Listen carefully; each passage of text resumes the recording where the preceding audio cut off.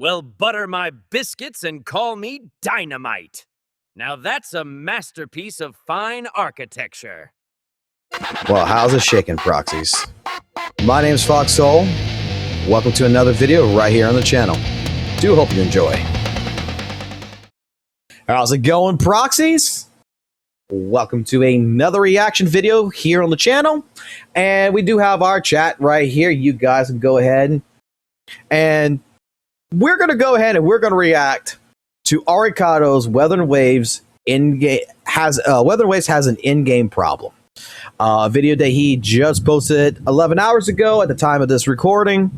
And if you go through some of the comments that's in this video, there is some relative people that do not like the criticisms that Arikado has spent.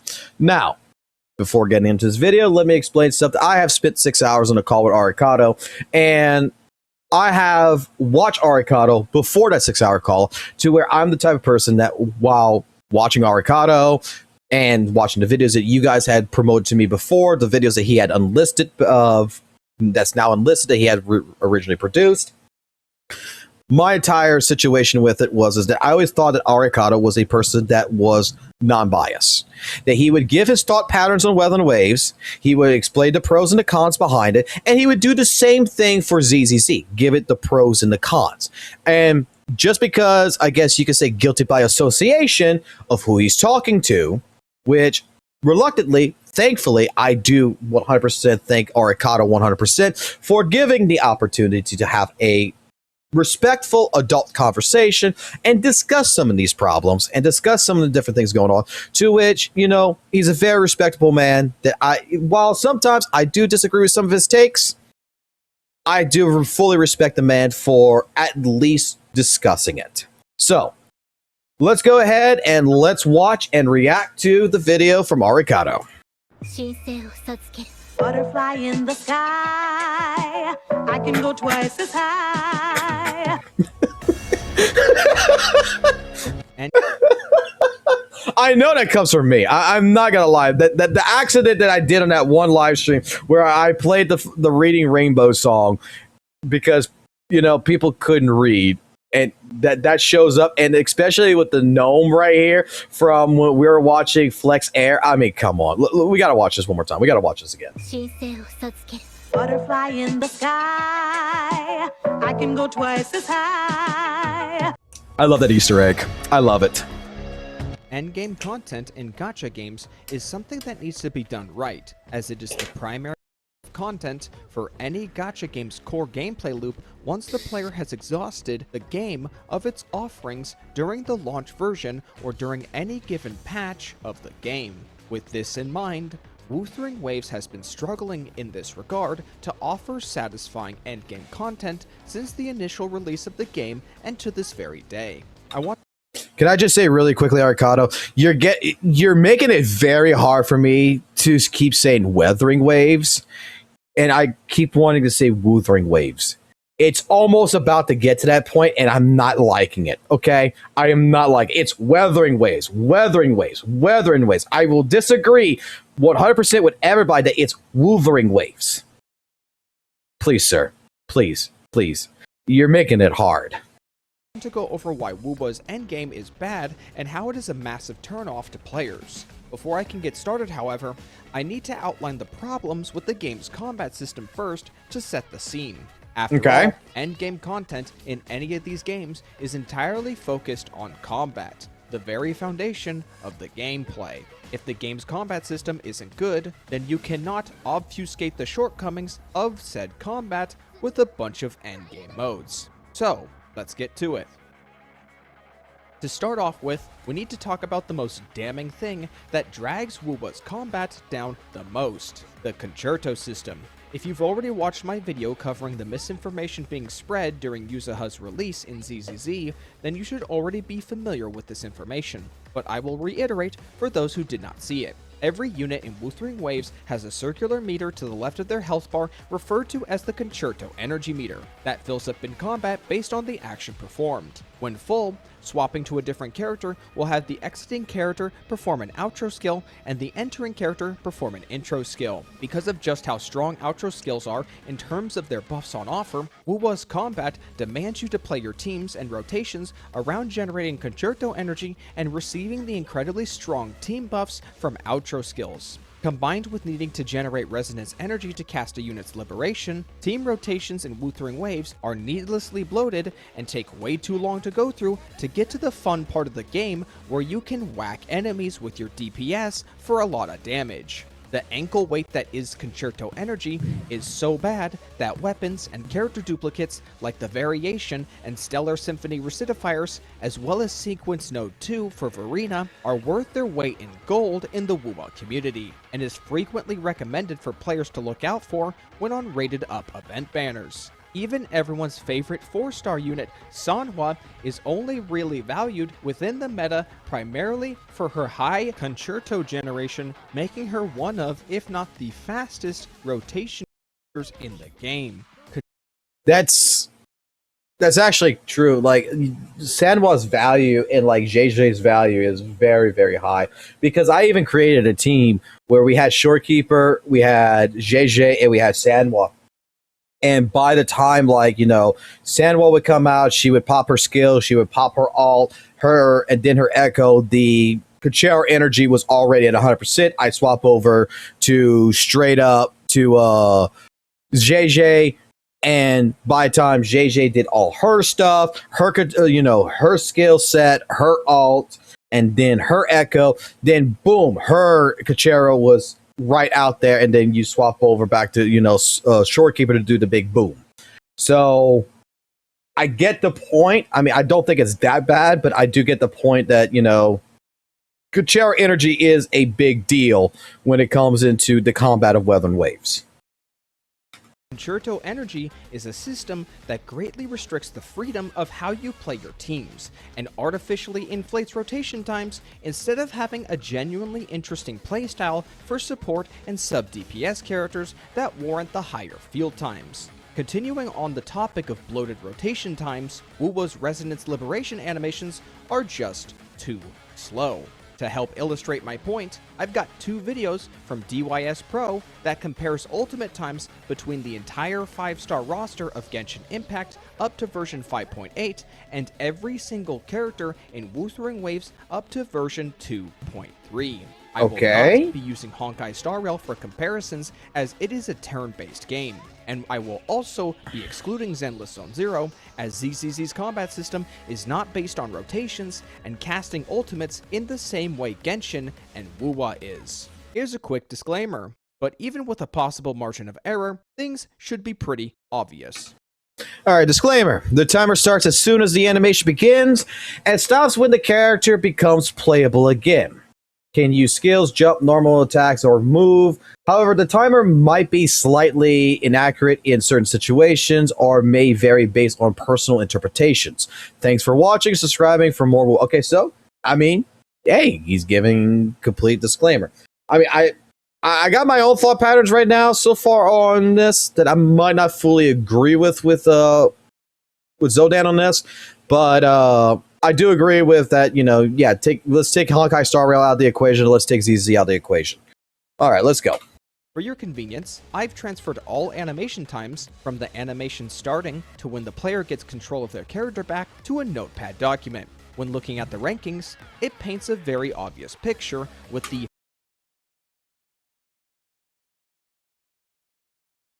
5 second, 5:20. 5 seconds, 4 seconds, 3 seconds, 3, 3, 3, 3, 3, 3, 3, 3, 3, 3, 3, 2, 2, 2, 2, 2, 2, 1, 1, 1, 2, 2, 2, 2, 2, 2, 2, 2, 2, 2, 1, 1, 1, 1. Jesus. Arigato went all out on getting these alt times in seconds. Holy moly. Bro went all out. Okay.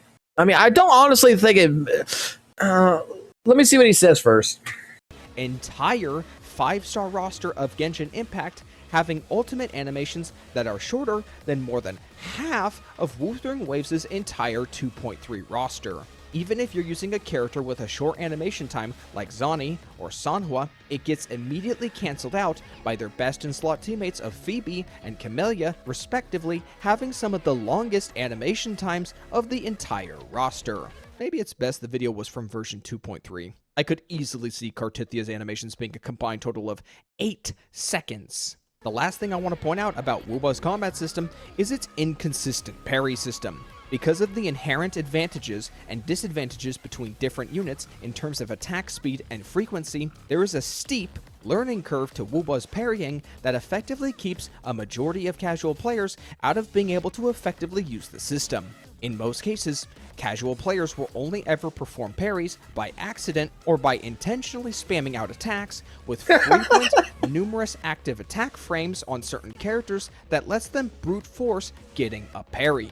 And before anyone says to just memorize one character's parry timings and just swap to them when needed, let me play the clip. So it is inaccessible. So you have 4 characters in your team. You press the number 1 on your keyboard and switch to a character that can climb it. Oh God. And so now I have to memorize the precise geography, the precise fucking geological structure of the rocks to memorize and keep in mind which angle I am able to approach from based off the character model type. Is that not just a couple complete different ways of pain doing in it. the ass that doesn't really need to be there? It's now like I didn't say that was a great it's a memory mechanic check that was of like the best thing ever. It's like a memory check of like how can I remember what angle the rock looks like from like the approach. That's just a chore. This is your reminder that there are more unique attack timings for units in Wuthering Waves for you to learn than there is player models in Genshin Impact for you to learn how to climb a pillar. All right. I want to stop it right here for a second, and this is no offense to Arikado whatsoever, but there is a misconception, and I've tried to explain this before, I think in Wuthering Waves back last year, to where a lot of people are going to call, you know what happens with the little yellow circle where you're pinging it, and everybody calls it the parry. So when the boss comes in, you got to attack it, and you're parrying the boss, right? Everybody calls it a parry. It's not a parry. It's a counterattack. And I just asked AI. I'll go with AI because this has been an argument, like even in fighting games. Is there a difference between a parry and a counterattack? Well, a counterattack is not the same as a parry, okay? Even AI is going to say this, pulling out all the information in the world. A parry is a defensive maneuver that blocks and deflects incoming attacks, while a counterattack is an offensive move that initiates after successfully blocking or avoiding an enemy's attack. Essentially, a parry is a defensive action, while a counter is basically an offensive action. You're doing damage. It's a different concept. This is something that in the Wuthering Waves community, it's even stated in the tutorial itself. Like you can go to Wua, you can go scroll down. It doesn't call it a parry. This is an opportunity to do a counterattack, which basically you're attacking, you're deflecting, but you're now at an advantage. You can continuously attack, whereas a parry puts you back into neutral. So the difference, like ZZZ, when you're going to parry in ZZZ, you do not have the opportunity to go right into attacking right after a parry. You're sliding back. You and your enemy are back at a neutral standpoint. In Wuthering Waves, when you counterattack, you can keep spamming right after.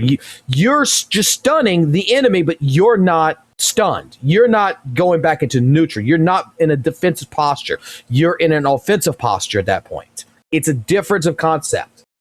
Now, that's just what I want to say right there, because that's something that I've argued for the last year when it came into it, because I used to use fighting game parrying versus Wuthering Waves, and some people hated me for that, but it is what it is.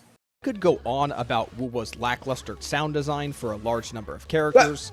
That's actually true, yes. ZZ does have it with dodge counters. But I'm just talking about the parry system itself in that regards. I apologize. I need to correct that misinformation. ZZ does have counters. It's just that in Wuthering Waves, we have dodge counters and we have counterattacks. We don't have an actual parry system. Gradually increasing visual clutter across newer units and teams, the shallow attribute system, or just how little echoes actually contribute to combat in a meaningful and engaging way beyond a throwaway button press. But I think I've made my point. There's a lot of problems with Wuthering Wastes' combat system that drags it through the mud and prevents me and many from enjoying the game's combat, and by extension, its endgame content, which puts said combat under a microscope. So Okay. without any more delay, let's take a look at the endgame modes and what went wrong with them.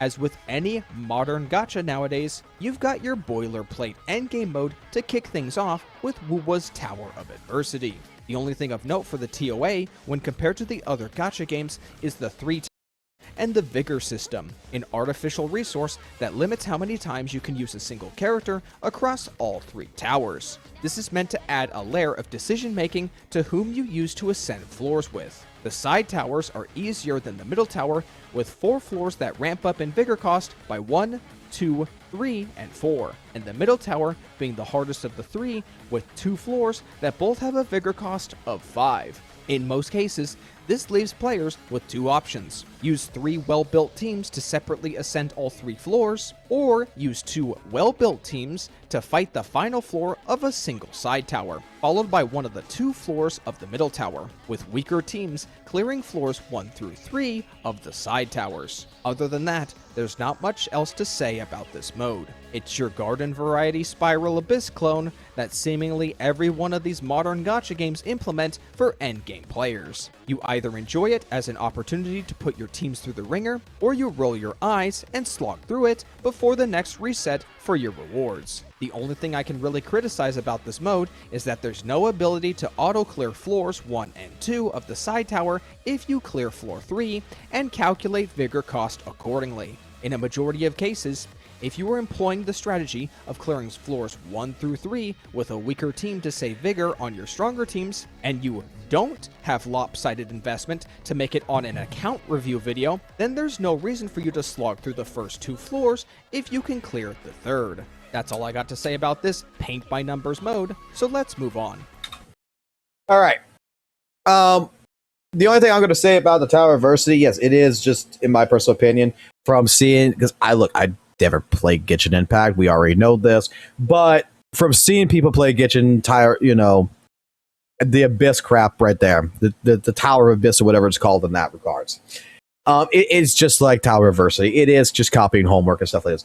The only thing I'm going to say is that there is another option compared to what Arigato said there, and this is how I operated the Tower of Adversity. This is how I completed it in the beginning, before, without summon 6 characters and everything, is with Jinshi and with every other character, is I would, again, because how much the outro skill of a Wuthering Waves character is like the strongest thing there is, meaning how strong Kachero energy is. Instead of building 3 good teams, I built 3 DPSs that can just clear the floors. My support, my sub DPS, whatever I would build the teams around, were flawed. All I cared about from them was build their Kachero energy, pop their echo, and then swap to their outro skill and buff up my DPS, and my DPS would do all the work. Like, that is how I've always viewed and always operated Wuthering Waves, is I never built it into teams. The only thing I think teams maybe come into handy now is Whimpering Wastes, but even then I have my own issues with Whimpering Wastes that is not even regarded to the team situation. So let's see what about the tactical hologram side now. Next up, we've got the tactical holograms. Just about the most overglazed thing I've seen in the WoWa community when it comes to endgame content. Very true. A boss fight mode with 6 tiers of difficulty, and a set of modifiers in the latter half meant to test your ability to perform with almost, if not completely, perfect execution of your enemy knowledge and team comp rotations. Let's get something straight right now. If I already laid out why I think Wuthering Waves' combat is bad at the top of this video, what makes you think I want to play it with a near 0 margin of error for 20 asterite and a vice grip shaped scar on my post-mortem nutsack? Between Wuwa's visual clutter, awkward parry system, and strict adherence to team rotations because of the concerto system, why would I want to bother for an 1/8 of a pole? Because you want a challenge, and that's what it gives you. It's a level 100 challenge. You want to play all 6 floors, and you want to have a challenge. You want to feel like you're playing Dark Souls in your gacha game. I am confident in saying that of the casual audience likely think the same way as me in this regard. So for all intents and purposes, the tactical holograms is something I will never touch. If you ask me, the Virtual Crisis limited time event that occasionally comes back every now and then is a much more interesting and nuanced interpretation of a boss fight mode with a wider variety of modifiers and reward incentives to aim for, all while having a greater margin of error for even my sorry ass to get a 120 rating without making me want to tear my hair out. I don't want to hear anything about Zenless Zone Zero players being sweaty when a mode like this exists in Wuthering Wastes. And if your argument is that it's okay because you can do it at any time, then sure, yeah, I can see that. Kind of like how I, at any time, can walk out my front door and start digging up the dirt in the ground and shoving it down my mouth. But you don't see me doing that ever, do you?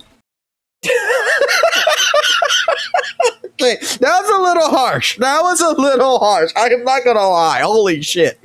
That was a little bit harsh. I'm damn, Aricato. God damn. Yeah, I can see why people might be a little pissed at this video right now. Just that was really harsh. Oh, my only problem with the tactical hologram bosses has always been, I agree with his points. Don't get me wrong. From his perspective, I do agree with it. Virtual Crisis actually is something that I would think would be a better implementation than the tactical hologram bosses, because the problem I've had with the tactical hologram bosses is that once you complete all 6 difficulty, because it is fun to do it, that's it. There's no more incentive to go do it. Yeah, for 20 asteroids, the rewards is kind of small and everything else. Don't get me wrong, but that wasn't the point. The point was that they were enjoyable fights. It's just that once you beat difficulty 6, there is no real reason to go back to them. And this is why my suggestion has always been to Kuro Games, and I've wrote this into many surveys, is make a 7th difficulty that resets. That is a system to where it's more of a handicap feature, where you add like additional, like it can have like an additional life bar. It could be additional, like something else happens. Just a 7th difficulty that resets, that makes the fight a little bit more challenging and a little bit more rewards to it. Otherwise, the biggest problem that I have with tactical holograms has always been the fact that I complete it. It's done. It's over. And the only time I go back to go fight those fights is just because, okay, yeah, I enjoy it, but it's mostly just to go, hey, I got the newest unit. Let me go take the newest unit into this and let me go see what it can do. Okay, great. Now let's wait for the new tactical hologram boss to actually go get rewards from. Otherwise, they're completely useless. Once you do it, it's over, it's done with, and there's no reason to go back. That's been always my problem with the tactical hologram bosses. It is something that I feel, you could just like reset like random, like even if you just left it alone, like didn't even put a 7th difficulty, you could even have it to where like every 2 weeks, 2 of the tactical hologram bosses in the open world resets to where all the rewards come back, and your job is to go back from difficulty 1 to difficulty 6 to go get all the asteroids from it. Something else I feel needs to be done to make an incentive to allow someone like myself to want to keep playing against the tactical holograms. That's all I'm going to say to that. I can't imagine just how frustrated the casual WUBA community would be if tactical holograms had reset cycles, as I'm confident that an overwhelming number of players would rather not see a helping of asteroid go up in flames because they don't have enough screws loose to want to get one shot 20 times every few weeks. Lastly, we have Whimpering Wastes. And let's be honest here, WEWA has not had a positive reputation for many since its initial release. From its abysmal token system, to its enemy behavior breaking formations, straggler enemies making you waste time, or ultimates to wipe up, clear advantages to units with AoE and grouping skills, and now some egregious HP inflation, Whimpering Wastes for many was a mode that was dead on arrival, and any attempts to salvage it has been the equivalent of polishing a turd. I don't know how you can take the simple concept of giving players a power fantasy by facing off against hordes of enemies and manage to screw it up so spectacularly as Kuro games have done continually with Whimpering Wastes. Yet they've somehow done it, and it remains to be seen as a forever black mark on the content offerings of Wuthering Waves, one that players must regularly contend with as it's a primary source of premium currency. To wrap this up with a nice little bow, the endgame content of Wuthering Waves has failed to present players with a meaningful experience to its wider audience without coming up short or outright failing its execution. Tower of Adversity is an ancient relic of Kuro's days of living under the shadow of Genshin Impact. Tactical holograms are an overhyped content creator magnet that offers too little in exchange for too much frustration. And Whimpering Wastes should have never left the cutting room floor. For how much the WoWa community brags about having little to no HP inflation, they sure don't seem to care if their endgame content is even fun to play to begin with, so long as they can point out a line going up and shout from the mountaintops, "Hoyo bad." Except that's not even true anymore for WoWa. Womp womp! Okay. Arcano went. I don't know. I'm going to say it like this. Arcano went kind of all on this one, man. Like, it's not like I disagree with his points, but man, he is not. He seems really angry. I don't know why. He seems really, he's pushing it. Whimpering Waste, let me put it this way. I'm going to go against the narrative on this one.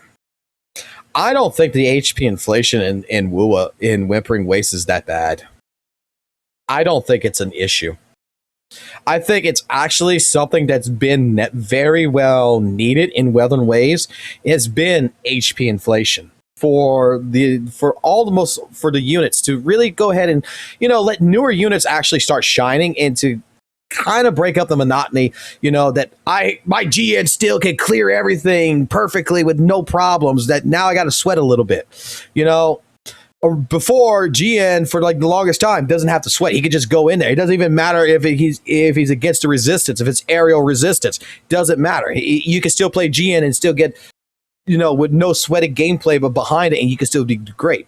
Whimpering Wastes. The last time I played Whimpering Wastes was what, last week or the week before, when it was on the reset and I came into it. My only issue wasn't the HP inflation. I think the HP inflation is fine. It's the fucking buggy AI, especially with the fucking chomps. Like, bro, I don't know if anyone experienced the same thing that I did, but it's like, well, no, some people did, because we had this conversation. Those damn chomps, especially them. It's like, if you don't get them in a fucking pile, they scatter.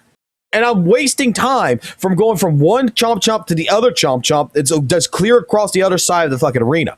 And those motherfuckers, again, they just grab you, and it's a time waste, you know? So my only issue would be in that case is that, you know, crowd control needs to be just better. Like, that was all it was. It's nothing really to do with HP inflation. I think the buffs and everything else that you get and everything is perfectly fine. I don't see a big deal. I mean, it's outrageous how high the HP inflation went. Don't get me wrong, but I don't necessarily see it as a problem. It's the same thing like ZZZ.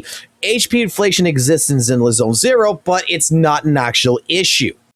Not when you have buffs and not when you're able to do multiple different things that, you know, resolves the problem. That's just my take on it. So let's see what the closing thoughts is. And with that, I have said all I really wanted to about Wuthering Waves' endgame content and why it's holding this game back. So long as I'm a content creator that resides within the ZCC community, I doubt my opinions will ever be taken seriously. But that's okay. At the end of the day, whatever happens to Wuthering Waves will have no effect on me, and I can continue to play the actual game that has my full attention. And seeing as how ZCC already took some of the best aspects of WoWa's roguelite mode, while they at the same time sunsetted their own in favor of an objective downgrade, I'm all for the supposed third wheel of Hoyoverse games to continue to improve and refine their game, while the darling child of Kuro proceeds to watch on as we do so. But until then, This has been R.A. Kato Zodan, and I'm clocking out.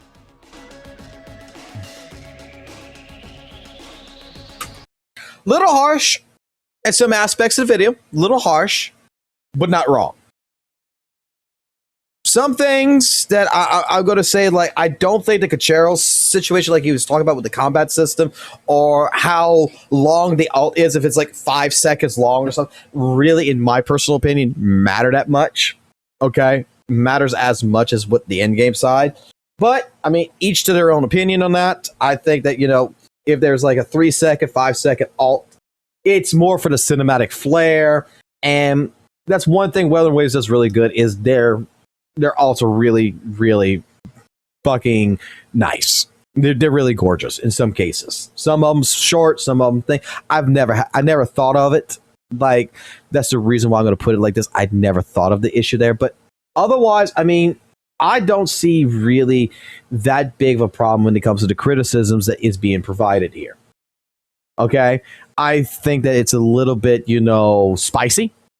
I will say it like that. It is a little spicy. Some Aricado was putting on some Tabasco sauce onto this video. Let's just be honest here. He was putting some Tabasco sauce, and I can understand now why there's comments in here. But what's your guys' thoughts in the chat? Check the comments. Let's go check the comments. We can do that real quick. We can check the comments for a second. All right.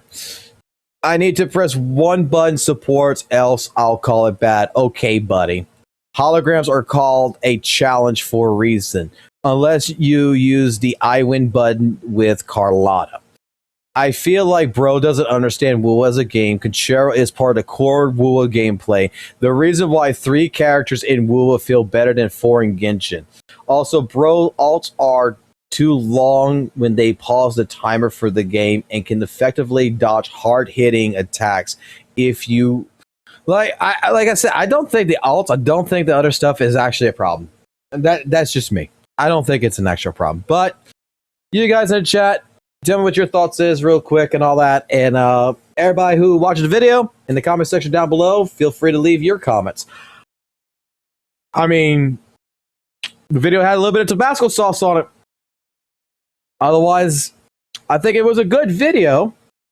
I think that it is from Aricado's perspective of what he thinks. I don't necessarily agree with everything in it, but in general, I think it was well presented. Just, it was spicy. So, otherwise than that, keep it classy, keep it jazzy, always keep it real, and yeah, catch you in the next React video.